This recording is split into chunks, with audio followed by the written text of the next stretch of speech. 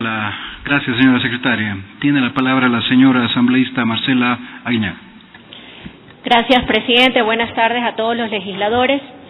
El día de hoy, este Código Orgánico Administrativo se constituye efectivamente en el primer instrumento en la historia jurídica de este país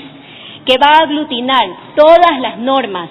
de disposiciones que tienen que ver en materia de derecho administrativo.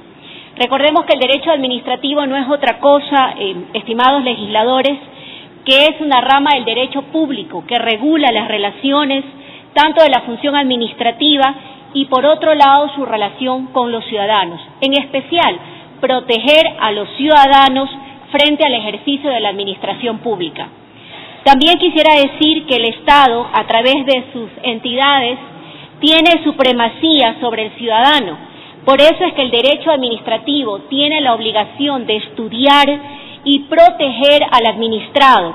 de una manera que el administrado pueda defenderse ante actos quizás abusivos, arbitrarios o ilegales en algún momento que haga el Estado. El ciudadano hoy va a poder demandar al Estado a través o por algún acto que considere ilegal o arbitrario en diferentes vías, tanto por la vía administrativa, por los órganos jurisdiccionales pertinentes. En este sentido, creemos, desde el aporte de la Comisión de Justicia, que entregar este Código Orgánico Administrativo al Ecuador va a representar que los ciudadanos sepan con claridad que tienen un solo procedimiento administrativo. No importa de dónde emane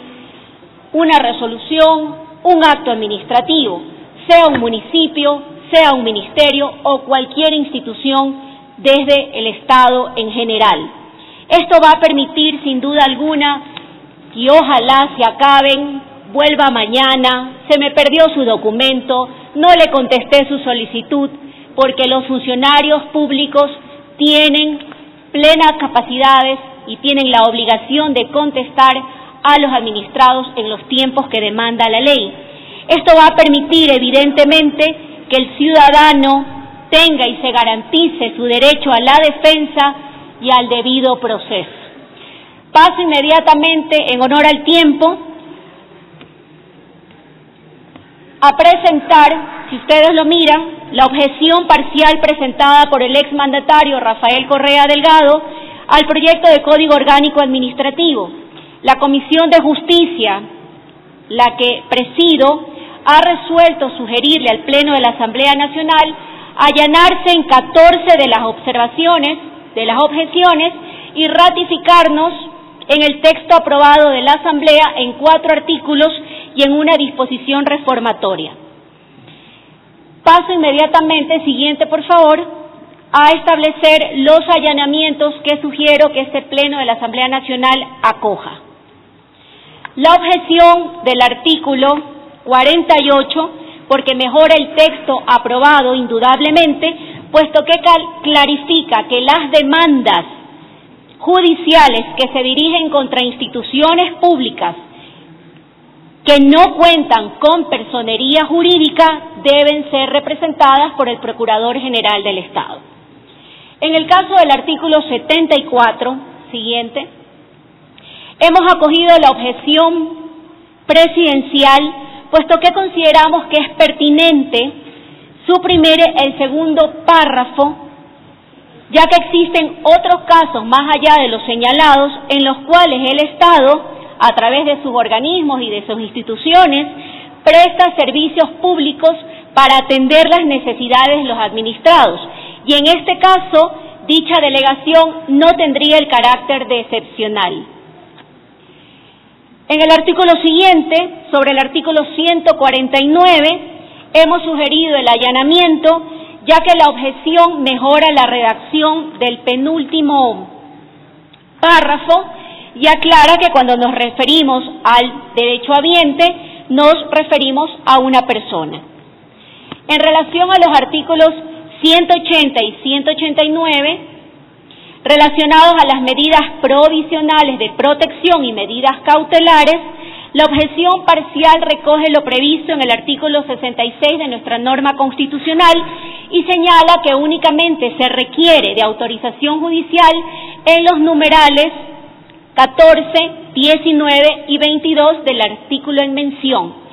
Se excluye el numeral 21, por cuanto en estos casos únicamente se podrían dar en procesos penales. En relación al artículo 197, sugerimos el allanamiento, por cuanto la objeción otorga, y así lo creemos, igualdad de oportunidades tanto a la persona interesada como a la administración pública para contrainterrogar a peritos y demás funcionarios, y se agrega por eso y se permite también incorporar testimonios o informes periciales en un procedimiento administrativo. En lo que se refiere al artículo 217, la mayoría de la comisión, debo decir aquí con mucha claridad que esto generó mucho debate al interior de los miembros de la comisión, y reconocer el trabajo de todos los miembros de las diferentes bancadas también que aportaron con su análisis en relación en que en este artículo coincidimos la mayoría en allanarnos por cuanto la inimpugnabilidad de los actos derivados de la potestad discrecional prevista en los mismos artículos de este código 14 y 18 es una necesidad cuando se trata de actos que, aunque requieran observar derechos individuales y la motivación pertinente, no podrían ser susceptibles de impugnación en razón de su oportunidad, mérito o conveniencia. De ninguna manera aquí tratamos de dejar en algún artículo que permita una facultad abusiva por parte de la autoridad, puesto que este mismo código regula la potestad y señala claramente que la competencia está reglada, es decir, que la propia ejecución emana de una competencia que le da la propia ley. Por lo tanto, consideramos que aquí, en cuanto no hubo coincidencias de criterios, creemos que ya los artículos, tanto 14 y 18 de este proyecto de ley, establece con claridad cuál es la potestad discrecional que puede tener una autoridad. Sobre la objeción del artículo 229, cabe que mencione que es pertinente, puesto que la misma sigue la regla general de los actos administrativos que gozan de presunción de validez, por lo que la presentación de un recurso administrativo o judicial no pueden suspender sus efectos, salvo que se trate evidentemente del peligro que pueda provocar un daño imposible o de difícil reparación. Es así como la probable nulidad que impediría o implicaría ejecutar dicho acto administrativo. Así que, asimismo, consideramos que es correcto eliminar el párrafo final de este artículo, puesto que se supedita la opción que tiene el ciudadano de acudir a la vía judicial sin que necesariamente tenga la obligación de rendir caución como existe en este momento. En lo relacionado al artículo 251, la objeción es oportuna, ya que mejora la redacción, y por otro lado, es más específica, y en el párrafo final, que la competencia para ordenar medidas cautelares deben estar previstas en este Código Orgánico Administrativo y en la ley. Hemos decidido también sugerir el allanamiento sobre la objeción del artículo 334. Es necesario señalar que las administraciones públicas deben reparar los daños sobre los cuales los servidores públicos pueden o cuentan con herramientas y tecnología necesaria para prever los efectos de una acción u omisión.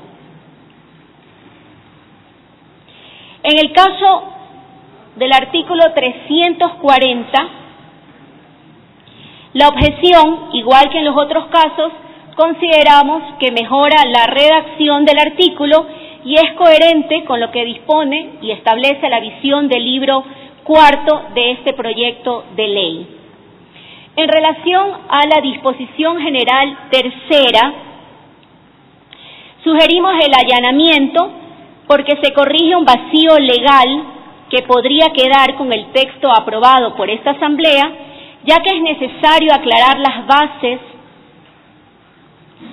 ya que debe ser necesario aclarar y aplicar lo previsto en este código en relación y sobre todo a las bases de posturas de remate en el ámbito tributario, porque recordemos que este código no aplicaría en el ámbito tributario, excepto en este caso, por cuanto el artículo 185 del Código Tributario estaría siendo derogado por esta norma legal. En el mismo sentido, en la objeción al numeral sexto de la disposición reformatoria primera, se aclara que la práctica del remate debe ser regulada por el artículo 314 del Código Orgánico de la Función Judicial. En lo referente a la disposición reformatoria séptima, numeral primero,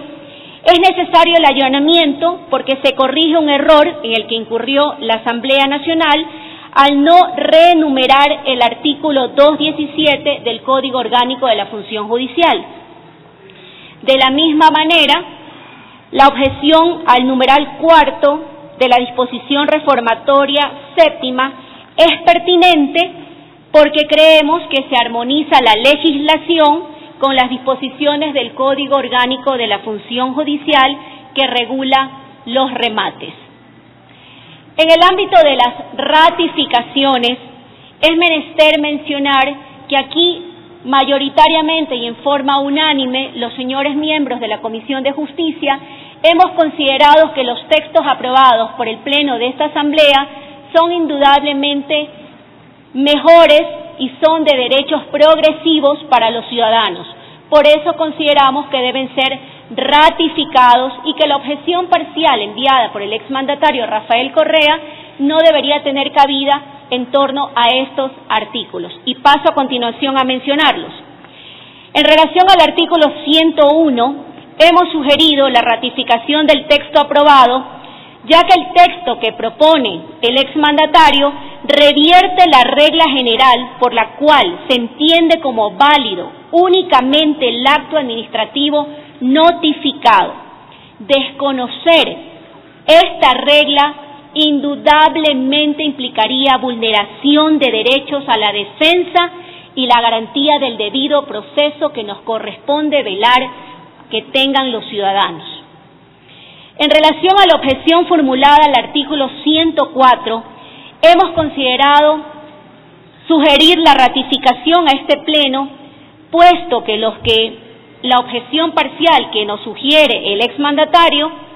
en los artículos 99, 100 y 105, ya se prevén las causales de nulidad, los requisitos de eficacia y el deber de motivación de los actos administrativos, por lo cuanto consideramos que el texto aprobado es el adecuado. Respecto a la objeción del artículo 207 y la disposición reformatoria primera de los numerales 3, 4 y 5 relacionados al silencio administrativo, la Comisión de Justicia decidió sugerir la ratificación del texto aprobado por esta Asamblea, ya que lo aprobado indudablemente es un avance de derechos porque se reconfiguró el régimen vigente que se da a los actos presuntos resultantes del silencio administrativo. Las penurias que hasta el día de hoy deben pasar los ciudadanos para hacer efectivos sus derechos como consecuencia del silencio administrativo requerían de una reforma del sistema en razón a este nuevo Código Orgánico Administrativo, una nueva forma de ver las relaciones entre el ciudadano y la administración pública. Es por eso que consideramos que en razón de este código otorgó a los actos administrativos presuntos la calidad de título de ejecución. ¿Para qué? Para que se persiga en la fase judicial pertinente y no se vuelva a discutir a través de un procedimiento judicial lo que ya fue conocido por la administración pública. Sin embargo, debemos aclarar sustantivamente que no se podrán ejecutar actos que se encuentren incursos en las causales de nulidad previstas en este proyecto de ley. Un minuto más, señora asambleísta, por favor. En este sentido, se planeó también una reforma al Código Orgánico General de Procesos, de manera que se permita la fase de ejecución en torno y que la autoridad judicial solicite una declaración jurada de no haber recibido respuesta dentro del término de 30 días, pero que también se lleve a cabo una audiencia en la cual la administración tenga la posibilidad de pedir la inejecutabilidad del acto, quizás porque tenga algún vicio de nulidad. Finalmente, señor presidente, y me permite, con esto ya concluyo, es necesario que lo relacionado a la objeción del artículo 336, es indispensable que nos ratifiquemos en el texto aprobado, puesto que se reconoce el derecho de los ciudadanos a ser reparados cuando han sido víctimas de daños que jurídicamente no estaban obligados a soportar. Pero no solamente una reparación pecuniaria, sino también es su derecho a recibir una reparación inmaterial. Pero como se debe aclarar, dicha reparación inmaterial, conforme consta en esta ley, y está previsto en este código, no podrá, bajo ningún concepto, violar el principio de legalidad y, peor aún, generar erogaciones adicionales al Estado. Presidente, pongo a consideración este informe de la Comisión de Justicia, que debo decir que en un trabajo serio, frontal, técnico, jurídico, se votó su informe por unanimidad. Gracias, presidente. Gracias, señor.